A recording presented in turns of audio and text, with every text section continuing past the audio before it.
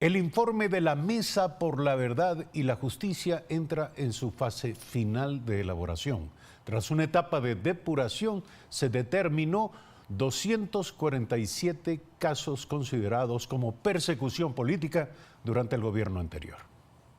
La Mesa Nacional por la Verdad y la Justicia, Perseguidos Nunca Más, trabaja contrarreloj para la entrega del informe final luego de haber recibido más de 1.400 denuncias en los últimos meses. Su presidente, Paul Jácome, explicó a Telediario que luego de un minucioso trabajo de investigación que dejó por fuera denuncias sin el suficiente sustento, se contabilizan 247 casos considerados como persecución durante el gobierno de Rafael Correa. Existen además cerca de 500 jueces señalados por haber cometido irregularidades en la administración de justicia. Uno de los más recientes hallazgos tiene que ver con denuncias relacionadas con las investigaciones posteriores a los hechos del 30 de septiembre de 2010.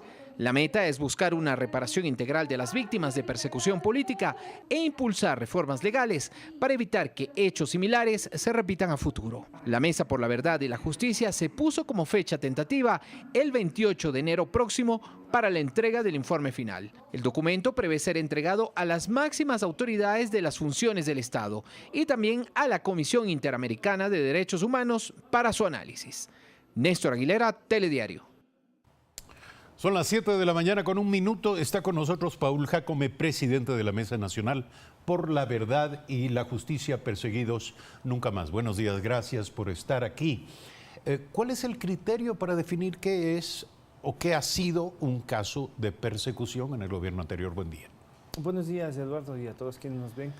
En efecto, nosotros establecimos un protocolo a través del debate en la mesa y con el equipo técnico del Consejo de la Judicatura para que los casos de persecución política se vayan ajustando a esta metodología.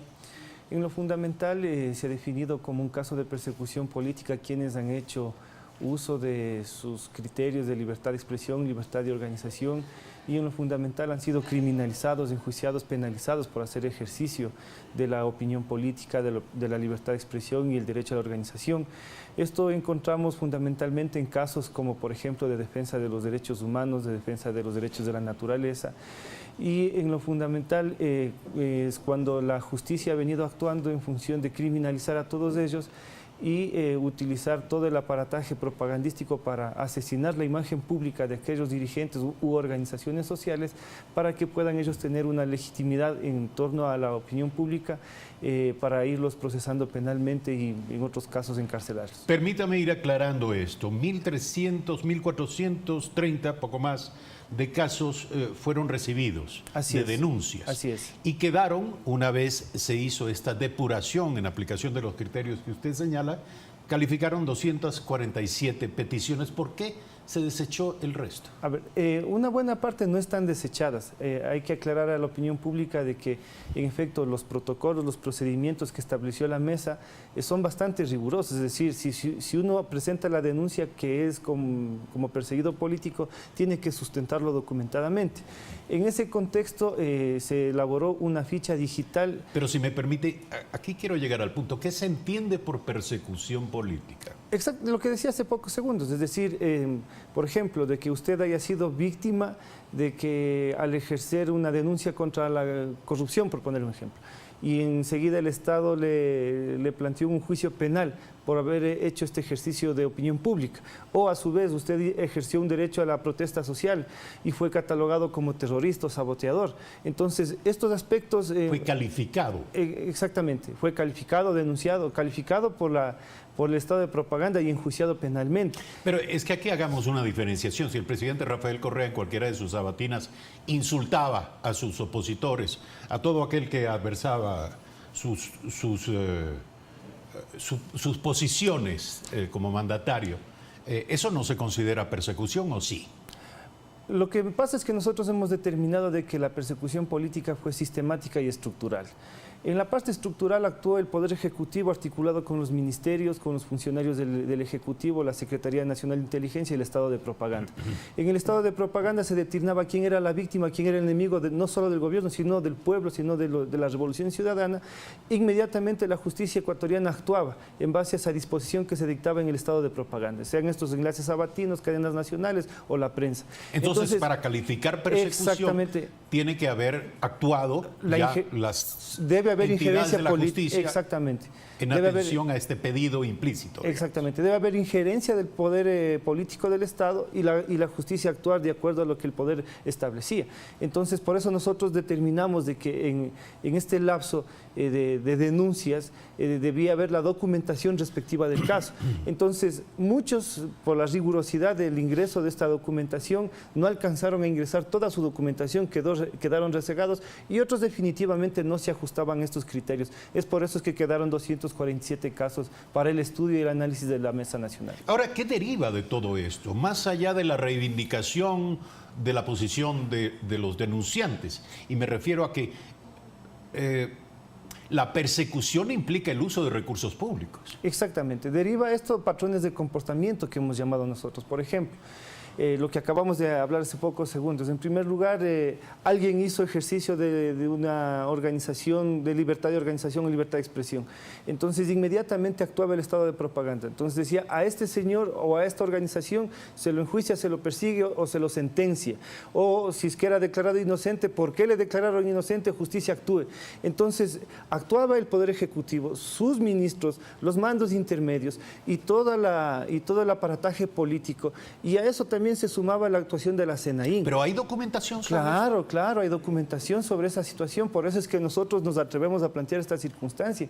Y entonces, bajo ese paraguas, bajo ese andamiaje, la justicia ecuatoriana actuaba, es decir, no importaba si eran inocentes las personas, pero sin embargo la justicia tenía que ver las formas de cómo sentenciarlos, de cómo tenerlos en el proceso judicial. Ya estaban condenados previamente. Exactamente, aunque tengamos razón. Entonces, ese era un aspecto. El otro aspecto, por ejemplo, sistemáticos, que era que los jueces, fiscales y operadores de justicia, para mantenerse en sus puestos o para escalafonar puestos, debían ellos precisamente entregar los trofeos y a los meses siguientes eran premiados en cargos más altos. Entonces, nuevamente le pregunto cuáles son las consecuencias, porque lo que usted está diciendo tiene implicaciones. Claro. Tiene que ver con la responsabilidad y la actuación de autoridades de justicia. ¿Qué ocurrirá?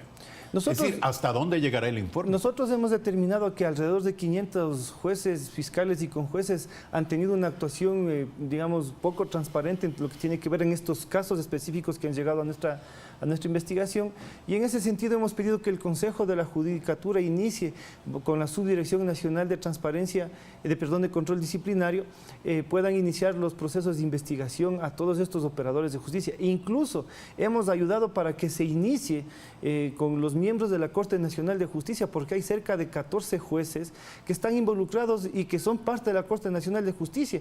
Y entonces nosotros hacemos nuevamente un exhorto al Consejo Nacional de la Judicatura, porque esto ya lo presentamos el 18 de diciembre, ya vamos cerca de un mes y no tenemos respuesta sobre la iniciación de estos procesos disciplinarios, que es en el sitio natural, en el Consejo de la Judicatura.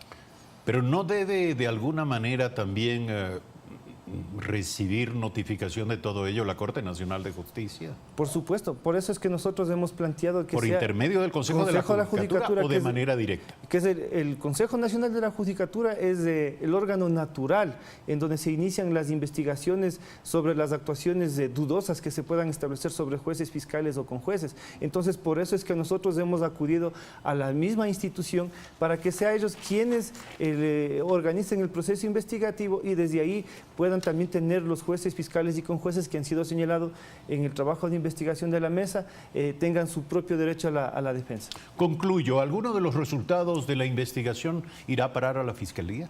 Bueno, los resultados de las investigaciones van a ser entregados en todas las instituciones del Estado. Presidencia de la República, Consejo de Participación Ciudadana, Asamblea Nacional Legislativa. ¿Documentadamente? Documentadamente, porque vamos a imprimir un informe final. Es decir, esto no va a quedar solamente en una denuncia pública, sino que nosotros vamos a asumir la responsabilidad de que en un informe impreso por escrito sean entregadas a las instituciones, y una de ellas la Fiscalía General del Estado, la misma Corte Nacional de Justicia, para que se abra un debate de cómo la justicia procedió en los 10 años anteriores y cómo ya no debe proceder. Es decir, nosotros lo que queremos es garantizar que no exista una repetición en torno cuando uno ejerza la libertad de expresión o libertad de organización, sea criminalizado, catalogado de saboteador o terrorista.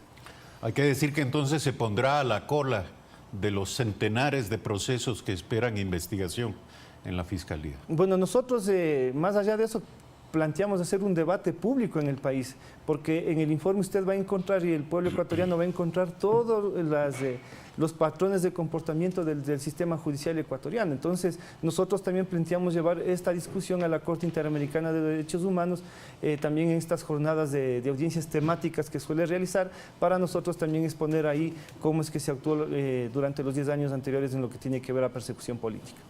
Gracias, Paul Jácome, por estar Eduardo. aquí, presidente de la Mesa Nacional por la Verdad y la Justicia, perseguidos nunca más. 7 de la mañana, 10 minutos, brevísimo corte, regresamos.